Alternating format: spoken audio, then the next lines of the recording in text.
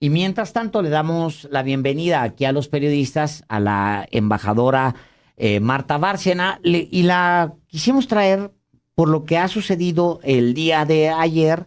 El presidente Andrés Manuel López Obrador, como usted sabe, anuncia que Carlos Joaquín González será el embajador en Canadá y es el cuarto fuera exgobernador que el presidente invita para pues mandarlos a una embajada, a un consulado en el extranjero, y le agradecemos a la embajadora Bárcena, quien estuvo hasta 2021 en Estados Unidos representando a México.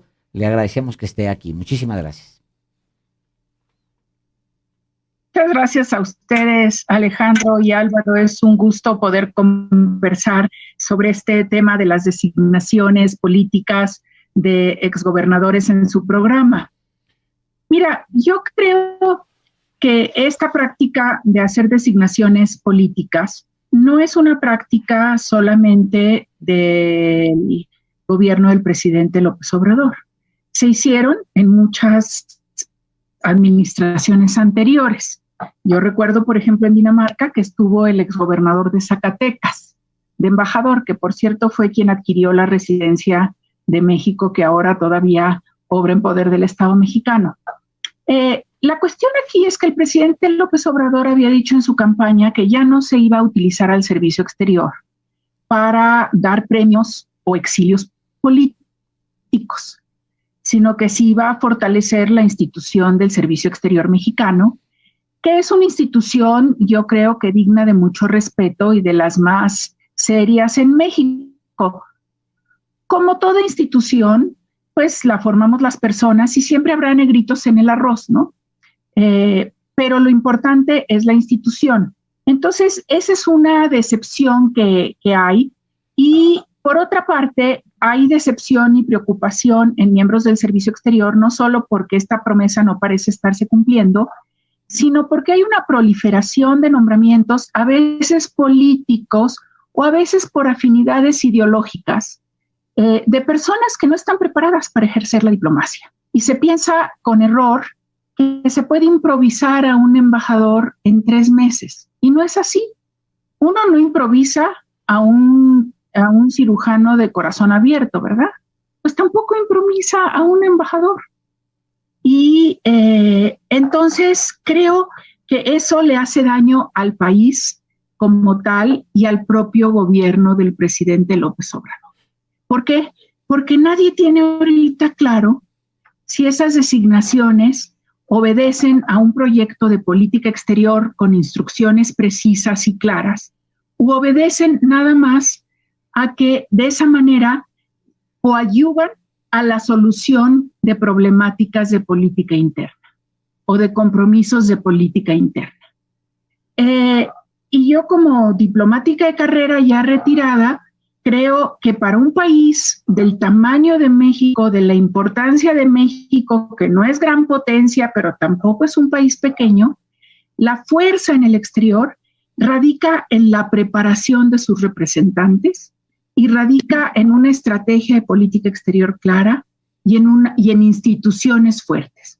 Yo veo casos de jóvenes funcionarios del servicio exterior, de jóvenes diplomáticos, servidores que entraron al servicio exterior con una ilusión enorme, licenciatura, maestría, apasionados, que verdaderamente estaban apasionados también por el triunfo del presidente López Obrador, por hacer una política exterior moderna, vinculada con las causas más sociales, todo, y que ahorita llevan años esperando un ascenso de tercer secretario a segundo secretario, tienen ya 38 años y ven el nombramiento o de personas de 80 años al frente de embajadas, que yo creo que ya dieron al país lo que tenían que haber dado, o de jóvenes sin preparación para la diplomacia, pueden tener preparación en otro lado, que llegan a embajadores sin tener mayor mérito que ser amigos del presidente o de los círculos cercanos al presidente.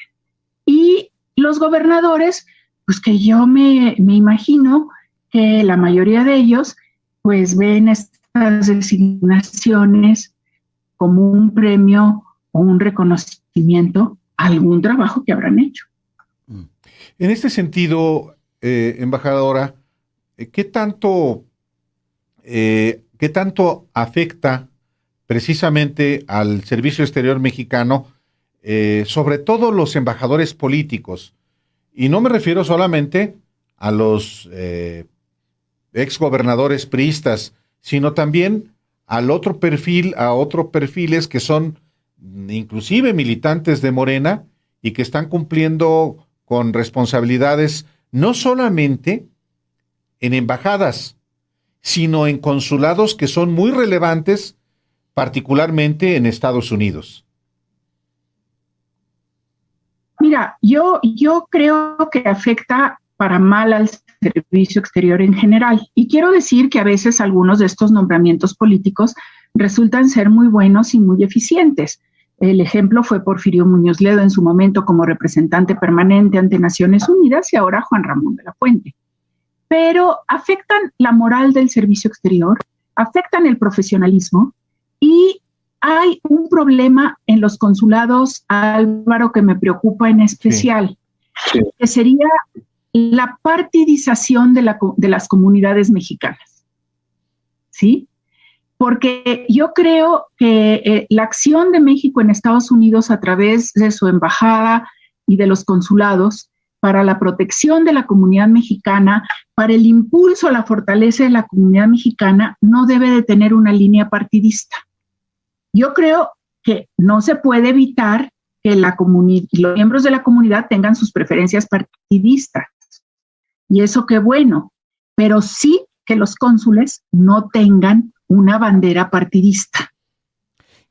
Eso es muy delicado para cuestiones de política interna en México y de política interna en los Estados Unidos, ¿sí? Entonces, eso es lo que me preocuparía más de algunas designaciones políticas en los Estados Unidos en el caso de las comunidades mexicanas.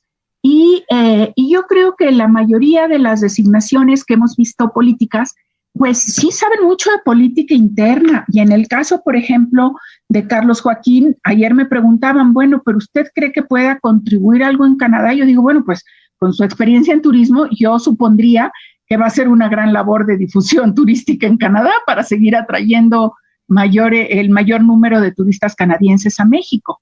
Pero a ver, el gobernador Carlos Joaquín está preparado para lidiar con todas las dudas, con la Cancillería canadiense, con el Ministerio de Finanzas canadiense. Y esa es una pregunta.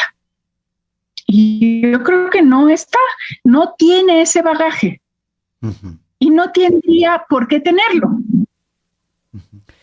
A ver, la parte donde me gustaría que abundara, porque me parece incluso riesgosa, es esta partidización, digamos, de los consulados y las embajadas, porque pues efectivamente sería algo irregular hacer política partidista en otra nación y no se diga en Estados Unidos. Sería violatorio a la ley, Alejandro. Sería violatorio a la ley, porque la ley del servicio exterior dice que debemos de nosotros ser los funcionarios, bueno, yo era, pero en fin, hablo todavía así, que no debemos tomar partido y que debemos atender por igual a todos. A ver, pero... A mí eso sí me preocupa. Y a ver, póngame ejemplo, por favor, embajadora. ¿Qué significa esa partidización? ¿Cómo se actúa de manera partidista desde una embajada o un consulado? Voy a dar algunos ejemplos. Las comunidades mexicanas son muy grandes y complejas y a veces conflictivas en ciudades como Nueva York, Chicago, Dallas. Ahí estamos viendo unas comunidades que no se puede hablar de una sola comunidad mexicana, que cada vez tienden a dividir.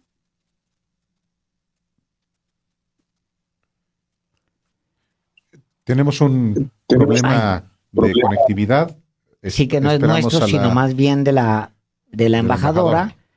es muy interesante lo que está comentando y tiene una trascendencia bárbara, Álvaro, que quizá ahorita, en cuanto recuperemos la conversación, estaba como fallando desde un principio, como que trae una conexión baja, pero la vamos a recuperar. Esperamos que nos den. Sí, y hay que recordar que la embajadora Marta Bárcenas fue embajadora en Washington. Aquí aparece que la hemos recuperado ya. Embajadora, la perdimos, pero ya recuperó la señal. Perfecto. Y si quiere empezar de cero, de la pregunta que le hacía, ¿cómo es partidizar una embajada o un consulado? Y usted decía, las comunidades son muy diversas y ahí nos quedamos. Las comunidades son diversas en ciudades como Chicago, Nueva York, Los Ángeles, Dallas. Y tienden a haber grupos que compiten por la atención del consulado y de los recursos eventualmente que hay, por ejemplo, a través del Instituto de los Mexicanos en el Exterior.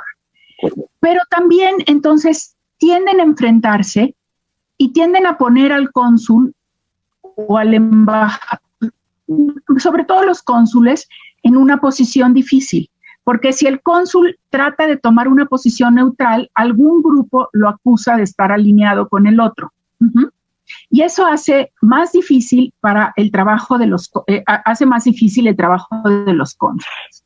Tenemos dos casos, por ejemplo, ya no de consulados, pero sí en América Latina, Nicaragua y Venezuela, en donde mandamos claramente militantes ideológicos de Morena.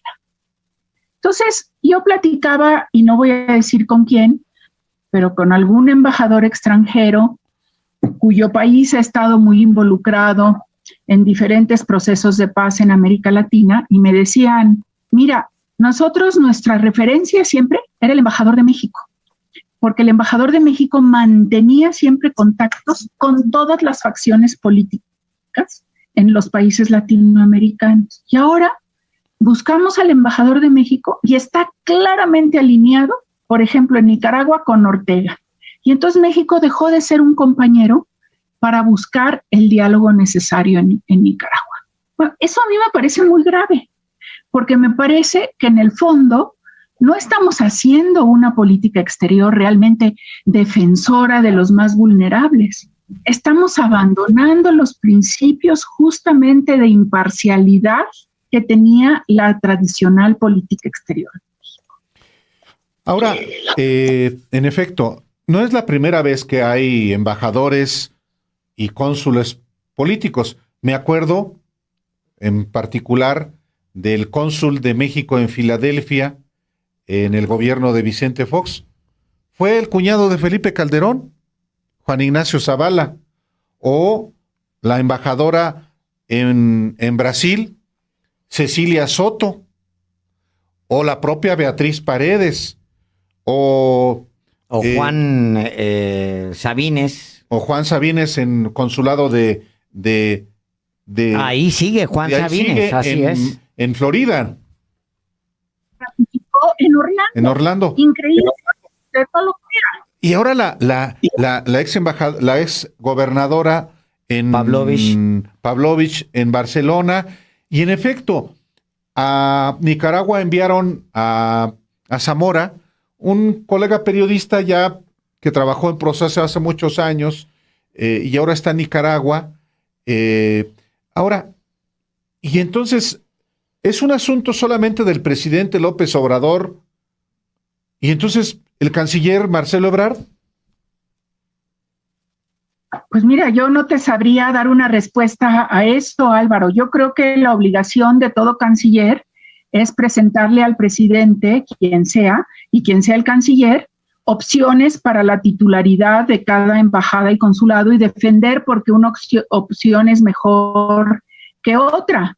Y expresarle francamente las opiniones al presidente cuando crea que un nombramiento es improcedente.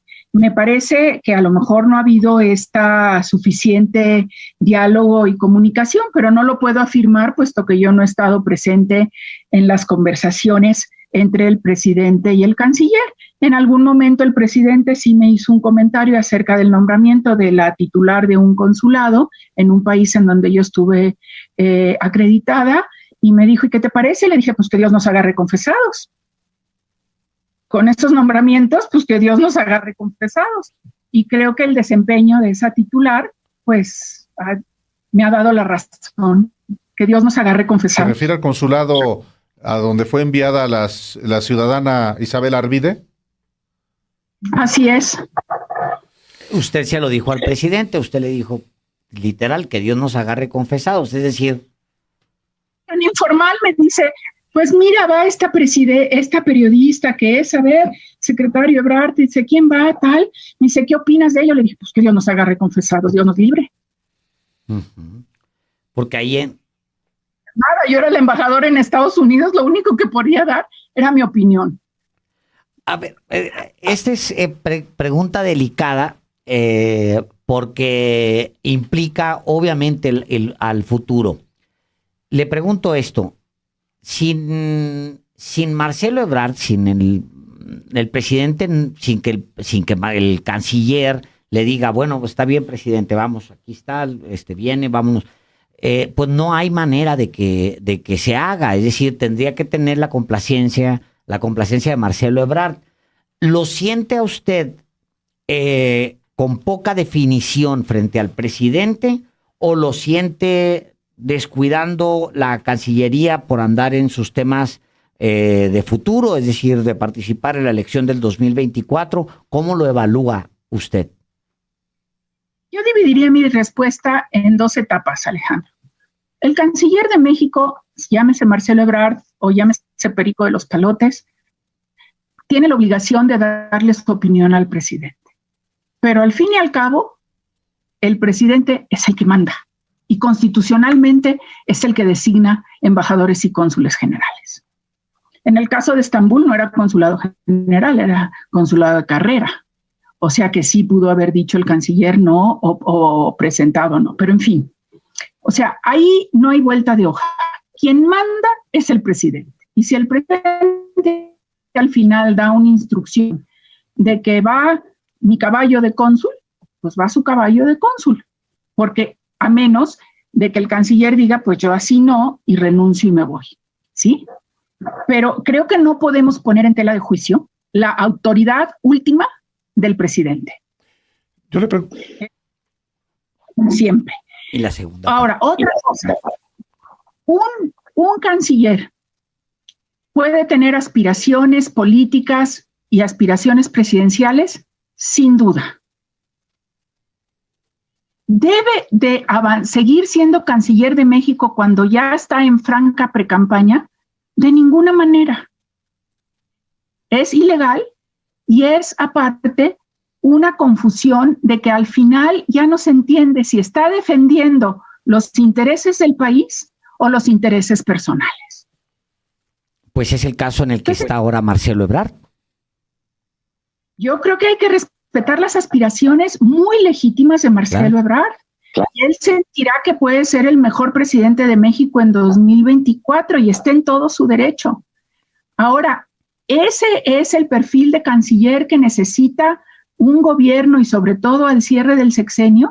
Pues me imagino, yo creo que no, porque aparte hacer precampaña, y no pueden negar que están haciendo precampaña, puesto que ahí está todas las manifestaciones este fin de semana y la canción y Marcelo el que nos une, que nada más hay que leer qué quiere decir eso, ¿verdad? ¿Quién nos separa entonces?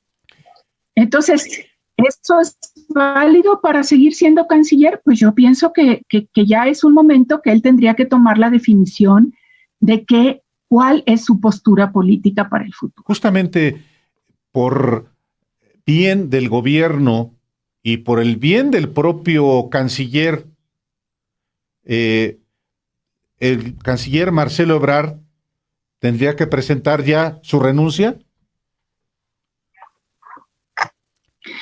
Perdón, me preguntaban le preguntaba yo lo siguiente, embajadora Marta Bárcena. Por el bien del gobierno, por el bien del país y por el bien del propio Marcelo Ebrard, ¿el canciller tendría que presentar ya su renuncia? Pues yo creo que eso le corresponde a él decidirlo y al presidente evaluarlo. Yo lo que digo es que si yo estuviera en la posición del canciller Ebrard y quisiera ser aspirante a la presidencia de la República, pues entonces dedicaría todo mi tiempo a esas aspiraciones. Pero si yo fuera canciller, estaría siendo mucho menos visible en los medios, explicando mejor y atendiendo las prioridades del presidente y del gobierno y no mis prioridades personales. Sobre todo porque este presidente en los últimos días ha traído una agenda exterior bastante, digamos, activa. No solamente hacia Estados Unidos, sino hacia Naciones Unidas. Lo oye uno por lo menos 2, 3 veces a la semana hablar de temas del exterior y dirigirse incluso a organismos internacionales de manera muy, muy específica. Quizá, no sé. Ahora, al interior del cuerpo diplomático, porque usted, obviamente, un embajador más se mantiene en contacto con el cuerpo diplomático siempre, esa es su carrera y esa es su vida. ¿Qué es lo que se escucha con respecto a la actividad política y en particular a lo que ha dedicado el canciller Marcelo Ebrard a su aspiración presidencial muy legítima, pero qué es lo que se dice al interior del cuerpo diplomático? Yo creo que hay un poco de expectativa, hay un poco de que no se ve claro entonces cómo se está, cuáles son las prioridades en este momento. Y yo quisiera hacer un ejemplo concreto, Alejandro. Mira, todos estos desencuentros que vimos cuando la visita del presidente a Estados Unidos el 12 de julio, 5 días después, la llamada a la convocatoria a consultas por parte de Estados Unidos con amparo al capítulo 31 del TEMEC, después que el presidente no sabía que venía Blinken, se manejó como una visita de Blinken-Ebrard cuando no era eso, era una reunión del diálogo económico de alto nivel en donde participan en igualdad de circunstancias 3 secretarios de Estado de cada lado. Todo esto reflejó un claro déficit de análisis, de diagnóstico y de información al presidente. Y eso no puede suceder.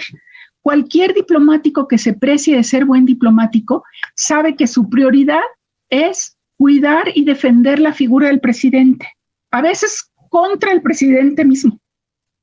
Hay que cuidarlo, hay que defenderlo, hay que protegerlo, porque es el jefe del Estado mexicano.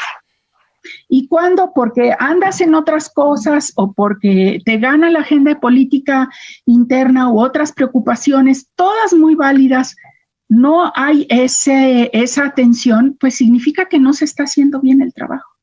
Entonces hay que saber priorizar. Hay que saber priorizar y mira, yo podría hacer un recuento de qué temas no se han cubierto. No se avanza en la firma del acuerdo con la Unión Europea.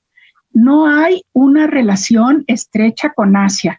¿Cuándo se menciona África? A ver, ¿tú crees que todas estas iniciativas del presidente de Naciones Unidas, que podemos analizar por otra parte si son viables o no, se pueden hacer sin hacer cabildeo con África, con Asia, con Europa? Pues claro que no. Y no se está haciendo eso, ¿sí? El presidente va al Consejo de Seguridad y presenta una propuesta para un mayor bienestar social en el mundo sin una sola referencia a la Agenda 2030, que es la agenda social que se acordó en Naciones Unidas. Y ahí es donde el canciller debía estar. Ahí es donde tiene que estar el Servicio Exterior Mexicano y el canciller. Críticas a la OEA muy válidas porque hay que reformularla. Empezar a reformularla diciendo nos vamos a salir y la vamos a mandar al demonio, pues no va a llegar a ningún lado. Tienes que empezar por crear una coalición de países que piensan como tú para empezar a reformar a la OEA. Ahorita criticar a la CIDH porque la CIDH está, o la Corte Interamericana está tratando un tema de prisión preventiva oficiosa, prisión preventiva de 19 años, Alejandro. Sí. Conversaba yo con algunos diplomáticos europeos europeos y me decían, en algunos países de Europa hay prisión preventiva, pero muy acotada, a ciertos delitos y a un número máximo de años. A ver, si ahorita un canciller debería de estar instruyendo a todas sus embajadas, a ver, mándenme cuál es la situación de la prisión preventiva en todos los países donde están acreditados, para tener un panorama de cómo está en el mundo y poder hacer la comparación de lo que se hace en México.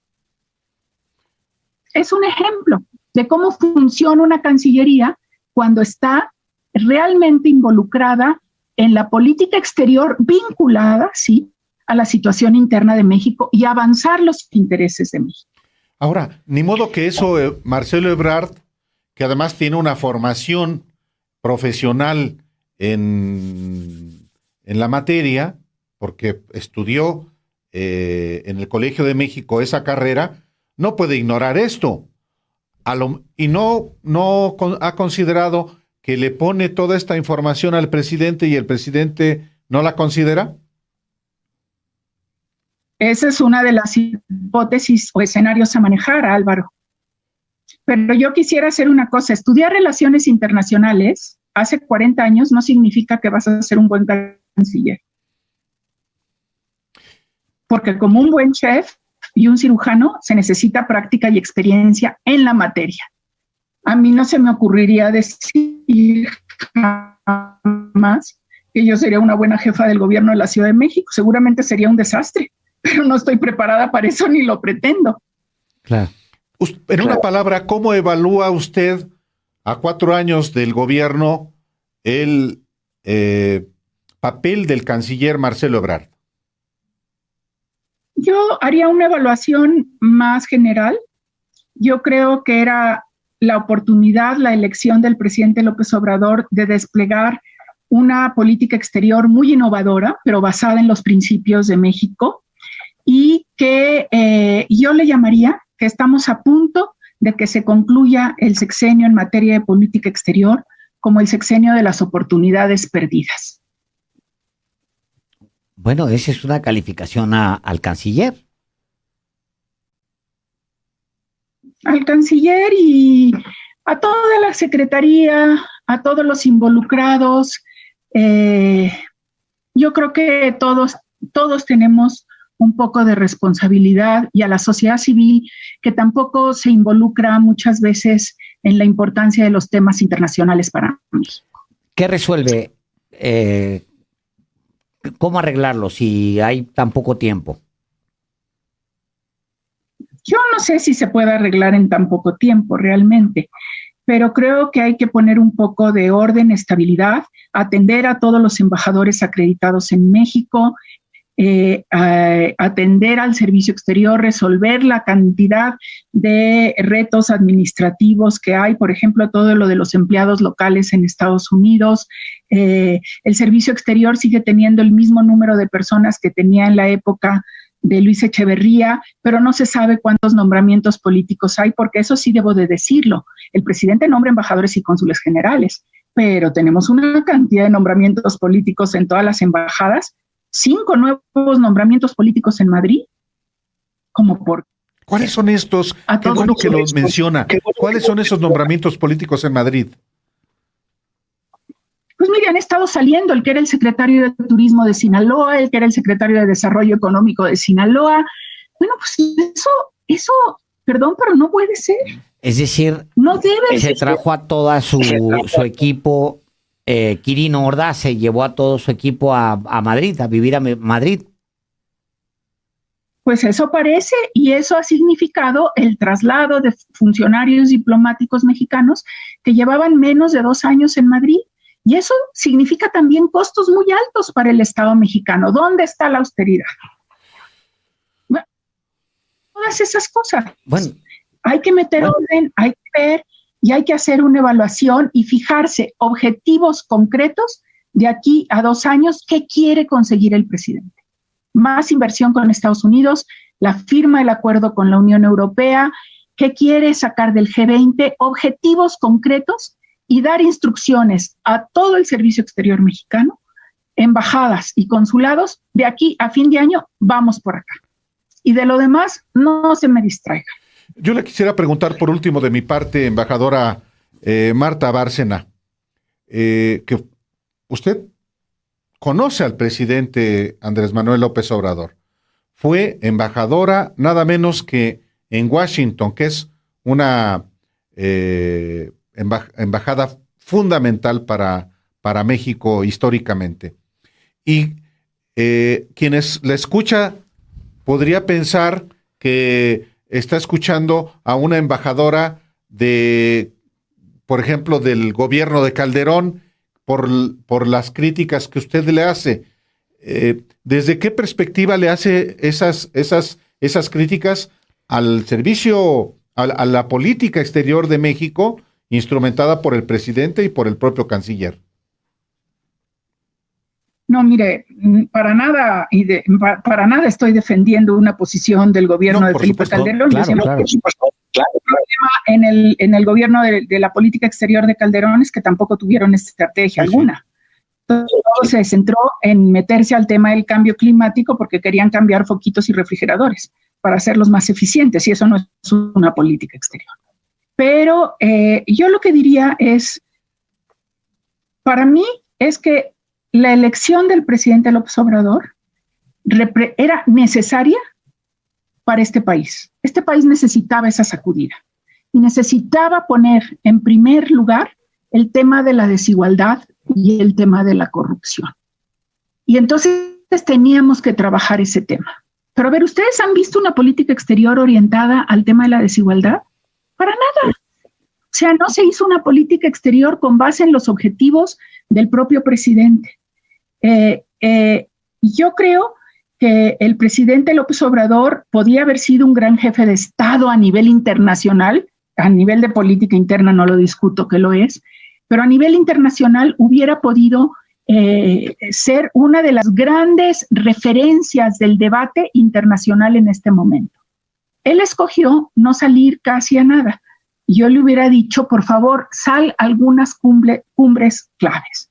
Y me ha chocado que lo ponga como que sí es provinciano y que no quiere y que no va y el cosmopolita es el canciller y todo. No, carambas, es el jefe de Estado mexicano y él es el que marca la línea y él es el que merece todo el respeto. Y eso, por eso hago la crítica, porque no se ha proyectado México en el mundo, no solo en América Latina, que eso lo podemos discutir, con la fuerza que tenía un gobierno que estaba poniendo al centro de la discusión el tema de la justicia social, de la desigualdad y de la lucha contra la corrupción, que es un tema ahorita global fundamental. Claro.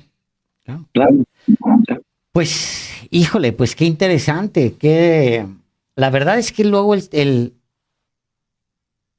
una crítica apasionada. No, bueno, y se vale. Faltaba más, por supuesto, embajadora.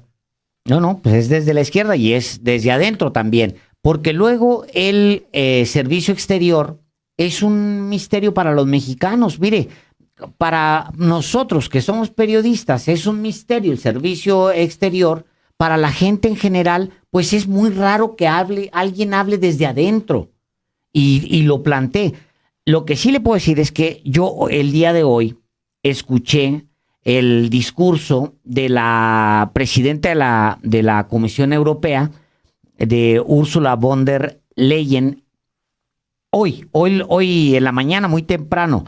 Lo escuché, pues son temas que me interesan, sobre todo porque le estaba zumbando a las grandes compañías eléctricas en Europa, las energéticas, porque traen unas ganancias brutales, y está diciendo, pues tenemos que ponerles un alto, porque los recibos ya, o sea, y son muchas de esas españolas que operaban, que metieron aquí Peña y Calderón aquí a México, todavía. Y operan todavía aquí. Bueno, lo estaba escuchando y en una parte del discurso, y justamente lo estoy aquí sacando, porque dice, necesitamos apurar el acuerdo que no hemos firmado con México, dice ella.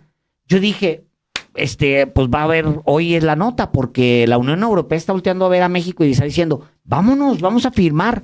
Y son cosas que se agarran al aire y yo no lo he visto en ningún lado. Por ejemplo. No, No, pues porque en realidad no ha habido una explicación a la opinión pública de todo lo que es una política exterior y de lo que hace un servicio exterior mexicano. Y, por ejemplo, el trabajo consular que va a las cárceles, a los hospitales, a los centros de detención. Mira, yo les doy un ejemplo, Alejandro. La Embajada de México en Estados Unidos, cuando yo estaba allá, monitoreaba día a día los tiempos de espera en los 57 puertos de entrada de México. ¿Por qué? Porque si nos detenían Nogales, la supervisión de los tráilers en Nogales, que es por donde entran las frutas y verduras y los tomates, significaba que si nos les detenían 2 días, cuando entraran a Estados Unidos querían una inspección de tomates, pues iban a estar podridos o afectados. Entonces, cuando mi embajada me avisaba, embajadora, nos están retrasando los trailers más de mediodía, yo cogí el teléfono y le hablaba al secretario de Seguridad Interior de Estados Unidos. A ver, ¿qué está pasando? ¿Por qué me están haciendo esto? Necesitamos más inspectores. No me vayan a hacer trampas poniéndome después inspecciones de tomates y encontrándolos mal. Eso la mayor parte del público no sabe que lo hacemos. Y así lo hacemos. Y al mexicano que estuvo en las ruinas de Éfeso y decidió que llevarse una piedrita para la decoración de su jardín era maravilloso, y lo detienen a la entrada del crucero porque se está robando piezas arqueológicas de Turquía. Y hay que sacarlo de la cárcel. Y eso también lo hacen los cónsules. Caray. Embajadora Marta Bárcena, muchas gracias por la oportunidad de charlar con el auditorio de los periodistas y pues ojalá sigamos en comunicación para seguir abordando otros asuntos relevantes para México. Muchas gracias hoy. En el futuro del acuerdo con la Unión Europea. Muchísimas gracias, embajadora. Gracias. Hasta luego. Hasta luego. Hasta luego, gracias.